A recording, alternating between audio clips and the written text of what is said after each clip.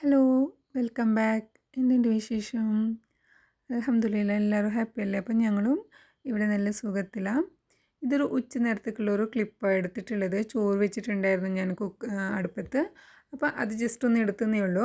ഇതില്ലേ ഇങ്ങനെ റോൾഡ് ആയിട്ടുള്ള ഗോതമ്പാണ്, പൊടിക്കാത്ത ഗോതമ്പ്. അതൊന്നും ഞാൻ മിക്സിയുടെ ജാറിലിട്ടിട്ട് ഒന്ന് പൊടിച്ചെടുത്തതാണ്. 1.5 കപ്പോളം എടുത്ത് പൊടിച്ചതാണ്. പൊടിച്ചൊക്കെ കഴിഞ്ഞിട്ടുണ്ടായിരുന്നു. പിന്നെ ഞാൻ നിങ്ങൾക്ക് കാണിച്ചത് ഇതിപ്പോൾ ഇതാ ഞാൻ അങ്ങ് പൊടിയാക്കിയിട്ട് എടുത്തതാണ്. നല്ലോണം അങ്ങോട്ട് പൊടിഞ്ഞിട്ടില്ല, ചെറിയൊരു തരിതരിപ്പുണ്ട്, എന്നാലും ബുദ്ധിമുട്ടില്ല. ഇനിയിപ്പോൾ ഇതാ ഞാൻ ഉരുളക്കിഴങ്ങ് ഒന്ന് വേവിക്കാൻ വെക്കാം. അപ്പോൾ അതിനായിട്ട് ഞാൻ നല്ല വലിയ 2 ഉരുളക്കിഴങ്ങ് എടുത്തിട്ടുണ്ട്. അപ്പോൾ അതിന് നല്ലോണം ഒന്ന് കഴുകിയിട്ട് കുക്കറിലിട്ട് കൊടുക്കുക. അപ്പോൾ ഇത് വലിയ പീസായത് കൊണ്ടില്ലേ, ഇതിന് ഞാനൊന്ന് കത്തിയിൽ നടുക്ക് ഇങ്ങനെ ഒന്ന് കീറി കൊടുക്കുന്നുണ്ട്. ഉള്ളൊക്കെ നല്ലോണം വെന്ത് മാഷായിട്ട് കിട്ടാൻ വേണ്ടിയിട്ടാണ് ഞാനത് ചെയ്തത്. അപ്പോൾ പെട്ടെന്നൊരു 3 വിസിലിൽ അത് വെന്ത് കിട്ടിക്കോളും. ഇനിയിപ്പോൾ ഇത് ആവശ്യത്തിനുള്ള ഉപ്പിട്ട് കൊടുക്കുന്നുണ്ട്. പിന്നെ വെള്ളം ഒഴിച്ച് കൊടുത്തിട്ട് റൈസ് പോട്ടിൽ ഈ ചോറ് വെച്ചതിന് ശേഷം വെച്ച് കൊടുക്കാനാണ് പോകുന്നത്. എന്നിട്ട് നമുക്ക് വൈകിട്ടത്തേക്ക് ഞാനില്ലേ ഫില്ലിങ് നിറച്ച ബണ്ണ് ഉണ്ടാക്കാൻ വേണ്ടിയിട്ടാണ് ആലു പൊറോട്ട എന്ന് പറയുന്നില്ല. അപ്പോൾ കുറച്ച് ഇതിൻ്റെ മാവിൽ കുറച്ചൊരു ചെറിയൊരു വ്യത്യാസം ഉണ്ടാക്കിയിട്ട് ഞാൻ ഉണ്ടാക്കുന്നതാണ്. അപ്പോൾ എല്ലാം ഒന്ന് റെഡിയാക്കിയിട്ട് വെക്കാമെന്നാണ് വിചാരിക്കുന്നത്. അങ്ങനെ ചോറൊക്കെ റൈസ് പോട്ടിൽ വെച്ച് കഴിഞ്ഞിട്ടുണ്ട്. ഇനിയിപ്പോൾ ഇതിലേക്കുള്ള ഫില്ലിംഗ് ഒന്ന് റെഡിയാക്കണം. അപ്പോൾ അതിനായിട്ട് ഞാൻ 4 ഉള്ളി എടുത്തിട്ടുണ്ട്. പിന്നെ ഇഞ്ചി, വെളുത്തുള്ളി, പച്ചമുളക് ഇതൊക്കെ ഒന്ന് പേസ്റ്റ് ആക്കിയിട്ട് എടുക്കണം. അപ്പോൾ ഇതെല്ലാം മുറിച്ച് കഴിഞ്ഞിട്ടുണ്ട്, പേസ്റ്റ് ആക്കിയിട്ടൊക്കെ കഴിഞ്ഞിട്ടുണ്ട്. ഇനി ഞാൻ ഗോതമ്പ് പൊടി ഒരു ബൗളിലേക്ക് മാറ്റി കൊടുത്തിട്ടുണ്ട്. എന്നിട്ട് ഇതിലേക്ക് 1 കപ്പോളം ഞാൻ ബേസൻ പൗഡറും കൂടി ആഡ് ആക്കാം. എന്നിട്ട് ഇത് ഒരു 1/4 കപ്പോളം ഇതിലേക്ക് ചെറിയ റവയില്ലേ അതും കൂടി ചേർക്കുന്നുണ്ട്. എന്നിട്ട് ആവശ്യത്തിനുള്ള ഉപ്പിട്ടിട്ട് 1 കപ്പിൽ 1/4 കപ്പോളം വെള്ളം ബാക്കിയാവുന്നത് പോലെ വെള്ളം ഒഴിച്ചിട്ട് കുറച്ച് ഒഴിച്ചിട്ട് മാവൊന്നും ഞാൻ ചുട്ടെടുത്തിട്ടുണ്ട്.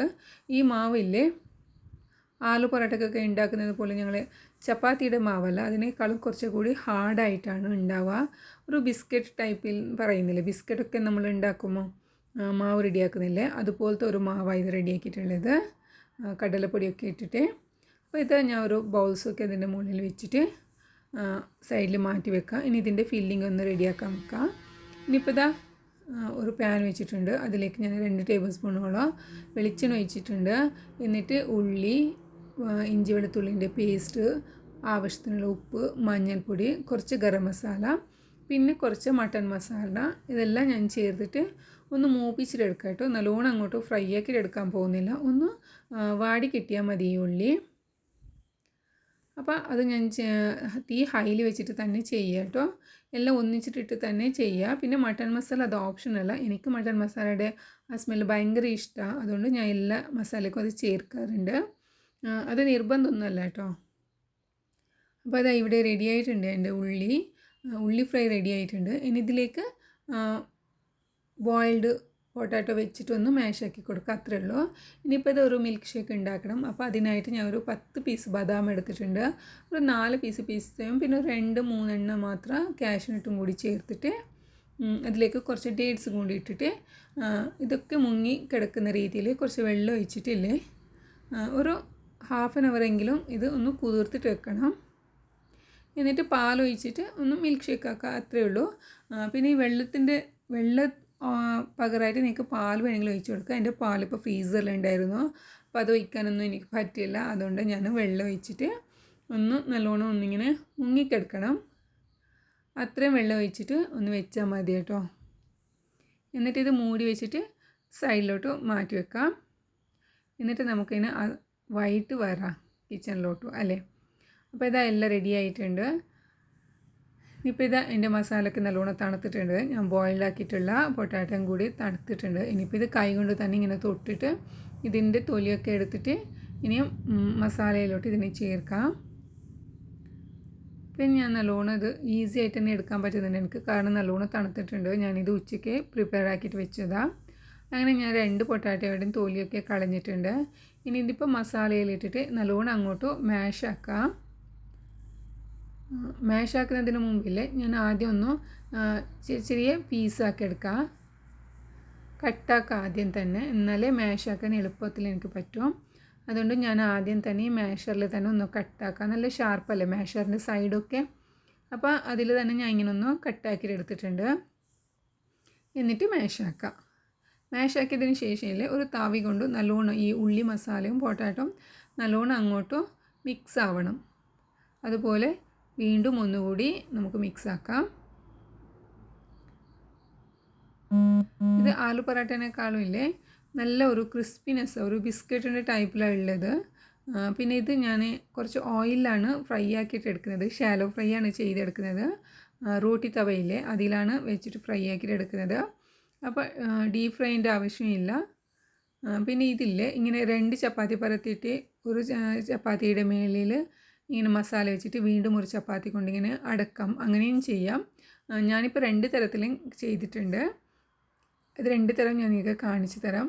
അപ്പോൾ ആദ്യം ഞാനിത് 2 ഇങ്ങനെ ചപ്പാത്തി പരത്തി വെച്ചിട്ടുണ്ട്. ഇതിപ്പോൾ റൗണ്ട് ഷേപ്പിലാവുന്നില്ല, കാരണം ഇത് കുറച്ചും കൂടി ഹാർഡായിട്ടുള്ള മാവാണ്, ചപ്പാത്തിയുടെ മാവല്ല.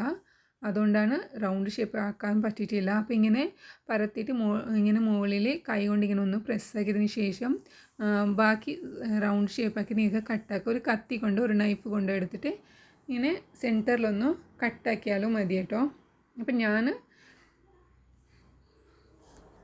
ഞാൻ മൊത്തത്തിലൊന്നും ഇങ്ങോട്ട് കട്ടാക്കിയിട്ട് എടുക്കുക.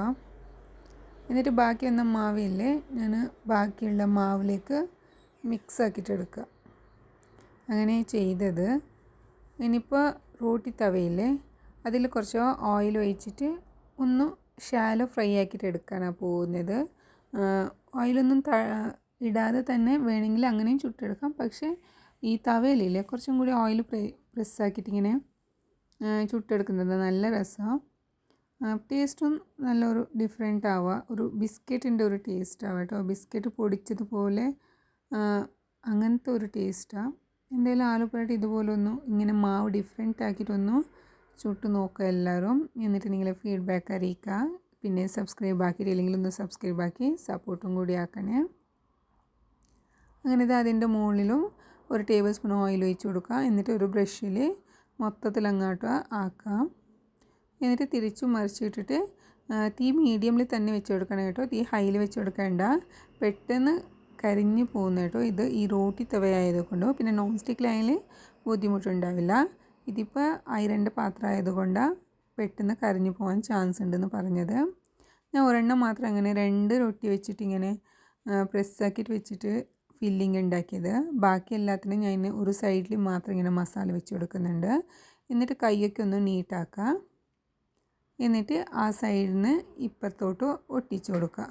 അങ്ങനെ ചെയ്തിട്ടുള്ളത്. അപ്പോൾ ഞാൻ 1.5 കപ്പ് ഗോധിപ്പൊടിയിലാണ് ഞാൻ ഇതെല്ലാം ഉണ്ടാക്കിയിട്ടുള്ളത്. പിന്നെ അതിലേക്ക് 1 കപ്പ് കടലമാവും കൂടി ഇട്ടിട്ടുണ്ട്. അങ്ങനെ എനിക്ക് മൊത്തത്തിൽ 5 എണ്ണം ഇത് ഉണ്ടാക്കാൻ പറ്റിയിട്ടുണ്ട് കേട്ടോ. അങ്ങനെ ഇത് ഒരു സൈഡിൽ നിന്ന് ഇങ്ങനെ മടക്കി കൊടുത്തിട്ട് സൈഡൊക്കെ ഒന്ന് പ്രസ്സാക്കിയിട്ട് ഒട്ടിച്ചു കൊടുക്കാം. ഫില്ലിങ് ഇങ്ങനെ പുറത്ത് വരാതിരിക്കാൻ വേണ്ടിയിട്ടാണ്. എന്നിട്ട് ഉള്ളിലുള്ള മസാലനെ ഇങ്ങനെ കൈ കൊണ്ട് ഇങ്ങനെ അമർത്തി എല്ലാ ഭാഗത്തേക്കും എത്തിക്കിട്ടുമ്പോൾ പോലെ ഒന്ന് ആക്കി കൊടുക്കാം. എന്നിട്ട് ഇത് തിരിച്ചു മറിച്ചിട്ടിട്ട് ഓയിൽ അങ്ങനെ തന്നെ ഒഴിച്ചു കൊടുത്തിട്ട് ഷാലോ ഫ്രൈ ചെയ്തെടുക്കാം. ഇപ്പോൾ ഇത് ഞാൻ വീണ്ടും ഒരെണ്ണം ചെയ്തിട്ടുണ്ട്. കുറച്ച് ഓയിൽ ഒഴിച്ച് കൊടുക്കുന്നുണ്ട്. എന്നിട്ട് വീണ്ടും വെച്ച് കൊടുക്കുക കേട്ടോ. 1 സ്പൂൺ ഓയിൽ ഒഴിച്ച് കൊടുത്താൽ മതി. ഇങ്ങനെ വെച്ച് കൊടുക്കുമ്പോൾ തന്നെ അത് മൊത്തത്തിൽ പ്രസ്സായി പോവുക. എന്നിട്ട് ബ്രഷ് കൊണ്ട് മോൾ ഭാഗത്തും ഇങ്ങനെ തേച്ച് പിടിപ്പിക്കുക. എന്നിട്ട് തിരിച്ചു മറിച്ചിട്ടിട്ടൊന്ന് ചുട്ടെടുക്കുക. ഇത്രയേ ഉള്ളൂ കേട്ടോ ഇതിൻ്റെ കാര്യം. എന്നിട്ട് കട്ടാക്കിയിട്ട് ഹോട്ട് ബോക്സിൽ വെച്ച് കൊടുക്കുക. നല്ല രസമാണ് കഴിക്കാൻ. ഡിന്നറിനും ആക്കാം, ബ്രേക്ക്ഫാസ്റ്റും ആക്കാം, ലഞ്ചും വേണമെങ്കിൽ ആക്കാം. അടിപൊളിയാണ്. അപ്പോൾ അതാ ഞാൻ കത്തരി കൊണ്ടൊന്ന് കട്ടാക്കി കാട്ടാം. നിറച്ച് ഫില്ലിങ് ഉണ്ട് കേട്ടോ. നല്ല രസമാണ്. ഇങ്ങനെ ഫുള്ള് ഫില്ലിങ് ഉണ്ടാക്കണം. എന്നാലും കഴിക്കാൻ നല്ല അടിപൊളി. ഇത് കെച്ചപ്പിൻ്റെ കൂടെയോ അല്ലെങ്കിൽ ഗ്രീൻ ചട്നിയുടെ കൂടെയോ അങ്ങനെ വേണമെങ്കിലും കഴിക്കാം. എങ്ങനെയും കഴിക്കാം. അങ്ങനെ തന്നെ കഴിക്കാം. ഒന്നും ചട്നിയും ഇല്ല, കെച്ചപ്പും ഇല്ല, ഒന്നും ഇല്ലാതെയും കഴിക്കാൻ നല്ല രസമാണ്. അങ്ങനെ തന്നെ ഞാനിവിടെ എല്ലാം റെഡിയാക്കി വെച്ചിട്ടുണ്ട്. കട്ടാക്കിയിട്ടൊക്കെ വെച്ച് എടുത്തിട്ടുണ്ട്. ഇനിയിപ്പോൾ ഹോട്ട് ബോക്സിൽ വെച്ച് കൊടുക്കാൻ ഞാനിപ്പോൾ നിങ്ങൾക്ക് കാണിക്കാൻ വേണ്ടി മാത്രമേ ഇങ്ങനെ പ്ലേറ്റിംഗ് ആക്കി വെച്ചിട്ടുള്ളത്.